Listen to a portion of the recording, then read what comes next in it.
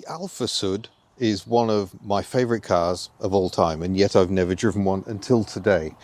The recipe book is just littered with fantastic features. We've got styling by Giugiaro, one of my favourite designers. We've got a flat 4 engine for a nice raughty behaviour, and of course it's an Alfa Romeo, so it's going to drive fantastically well, albeit possibly occasionally a little temperamental, as all the best Italian cars are. But this is a car we've actually seen before. This was for sale at the Metropole collection when I visited last year. So it's nice to put a car to the test that we have seen in video form. So this one is an import from Italy, and there's a few features that give that fact away. We've got little side repeaters. Italian requirements said they should be fitted way before anywhere else. We've got white indicator lenses where there would have been orange elsewhere. Very, very specific to Italy at the time. And the Dutch number plate hints at the tiny number plate on the front of an Italian car, because the Italians don't think a number plate should spoil the looks of a car. It should be tiny, and if you can't read it, tough, it looks pretty. But very, very stylish shape, very, very 1970s, but lovely details. I love the chunky little rear lights on the back. But you'll note it isn't a hatchback. Just like the Citroen GS, it is just a fold-up flap for the boot. A hatchback was engineered in later when they facelifted the Alfasud for the 1980s. It's got a 1.2 litre engine that makes it very, very Hubnut. And yeah, I cannot wait to put this car through its paces. They also did the Sprint. I have driven a Sprint previously. And Alfasud running gear also went into the Nissan Cherry Europe stroke Alfa Romeo Arna, and I've driven one of those as well and loved it. So all the signs are good. This should be an absolute joy. So lifting the bonnet with its novel sort of a stay, we hope it won't be too windy. We see the classic Alfasud bonnet layout where you've got the engine, the flat 4 just in this part, and the gearbox behind. Wasn't this extra sort of scuttle area that was also featured on the Nissan Cherry Europe. We've got the heater element all above the gearbox. Inboard brakes as well on these. They later changed it so they were outboard for the 33. So over on this side you can see a massive oil filter, new radiator, electric fan. But on this, unlike the Citroen GSA, the timing belt is all exposed. So you better hope nothing gets thrown up into it. It's a fascinating bit of design done by Ronald Ruska, who had a very long and distinguished history working for many manufacturers. He worked on the original Beetle project, he worked for Simca, and this is a very, very fine example of his work, because it is a beautiful layout for a car. A flat 4, very compact, keeps the centre of gravity really low, and I mean, it goes completely against previous Alfa Romeos. It's just a fascinating bit of design. Just before we head inside, we'll take in the aftermarket door mirror, because apparently Italians don't like mirrors. Who cares what's going on behind you? Not them apparently. This one wears seat covers, but it is over the original red seats, just to give them a bit of protection, so it's a fitting colour. But yeah, lovely details. I like the door pull, very, very nice. A huge chunky knob on the window winder, very, very nice. Of course, the driving position when you get aboard is very, very Italian, so the pedals are quite close, so my knee has to have quite a bend in it, and the steering wheel is quite far away, so my arms are quite stretched out to reach it. But a beautiful minimalist dashboard, beautiful rev counter. Very important, always make sure it's in the yellow bit, I think it's the Italian way. Lovely blanking plate instead of a radio. Very minimalist heater controls. Lovely, we've got a little ashtray there. We've got fresh air vents here, although I think you can turn them around and then they demist the windscreen, so that's quite cool. Fresh air vent over here as well, but most things are on the stalks. So we've got a light control here. You twist it to go through the various functions and pull it towards for the flasher and the indicator. And then you got the windscreen wiper over on this side. Stubby little gear lever, and it's got a nice action on it. It's a little bit more precise than a Citroen GSA one, I must admit, and the handbrake is actually in a sensible position. But yeah, apart from the slightly cramped knees, it's a nice driving position, and this wood rim steering wheel, absolutely delicious. I do apologise, it should be more at that angle, and you can alter the height of said wheel by the look of it. So yeah, lovely, lovely car. So jumping into the back, what's it like back here? And the answer is, it's surprisingly comfortable actually. I've just about got enough headroom for my 5'9". Lots of knee room, even with the seat set for me in front. And yeah, not a bad place at all. And obviously we've got winding windows. The winding window's broken, don't do that. Slightly Italian. And a little ashtray, of course, because we're in different times. And a decent bit of parcel shelf space behind. But yeah, not bad at all. Now to get into the boot, there is no key, there is no handle. You have to use this little lever here to pop the boot so you can then get in. But it's quite a good size once you're in there. It's just a bit of a faff. That was a consistent theme, even into the 1980s. Alfa Romeos would not have a little handle on the back, so you always had to use the key or the internal release.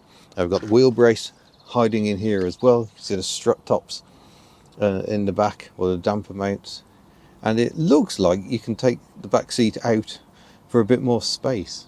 But yeah, practicality did improve when they fitted a hatchback later on. You may notice a slightly different location. We have just had lunch, which means the car has probably cooled down again. So stage one is, will it start? Almost.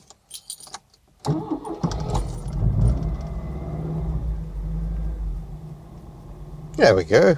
Lovely. And secondly, we have yet another screen wash fault.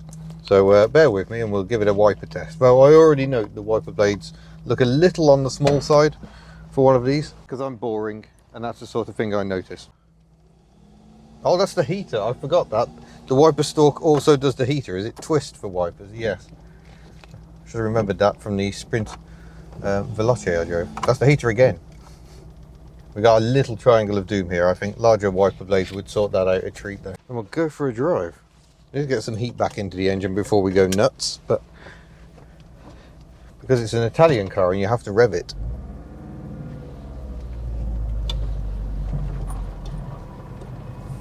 I think it somehow sounds lumpier than the flat 4 engine in a Citroen GS or GSA.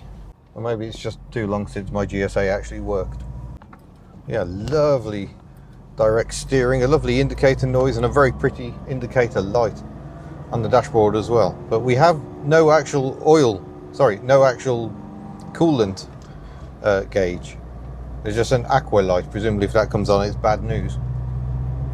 And it actually feels really refined for a sort of early to mid 70s car. The refinement levels are way beyond an awful lot of cars that were still being put together in the UK at the time. And the engine is actually quite docile as well. As long as you don't stamp on the throttle at low revs, it is quite happy to sort of bimble along. It's only when you really want to go quickly that you have to wake her up a bit.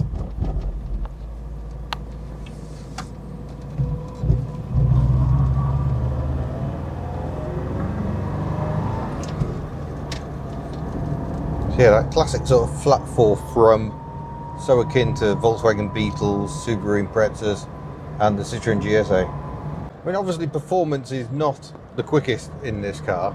It does liven up a bit with the revs, as we'll see, but it gathers pace really rather well, I think. Certainly here on the very flat roads, oh, watch out duck, of the Netherlands.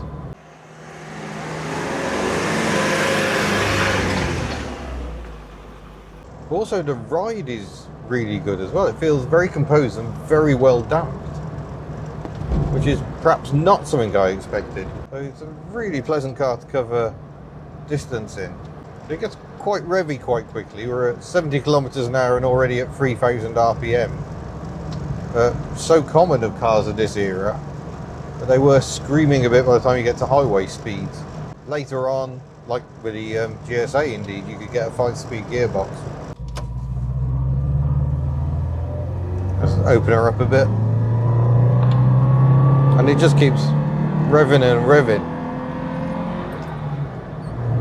And it's still not very fast at all, but it sounds fast.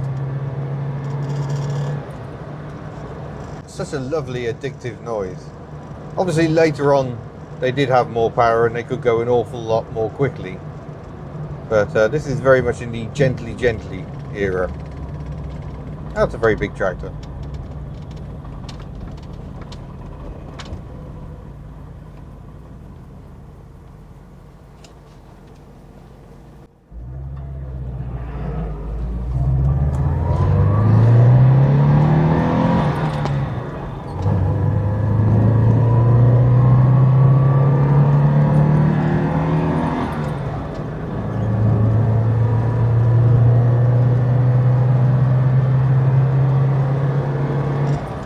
Yep, very Italian, but your average family hatchback sounds like that.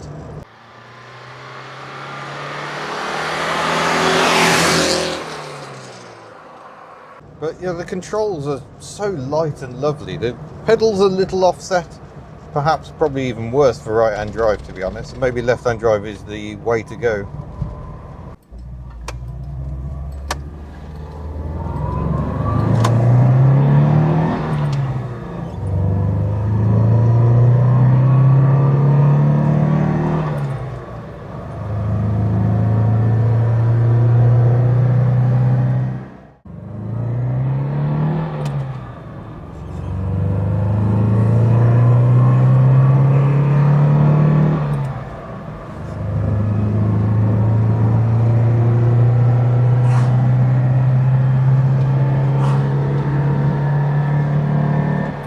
Oh yeah, this is definitely a little busy at speed. That's indicated 100 kilometers an hour and we're already at 4,000 revs. But it's an Italian car, it's meant to be driven with the valves bursting out of the bonnet anyway. The beauty of low gearing is you can just stay in top gear even when you come back down to village speeds again. And it's surprisingly happy to sort of bimble around like this. I'd say overall the engine is probably a bit quieter than the GSA, because of course the GSA is air cooled. This at least has the benefit of water cooling.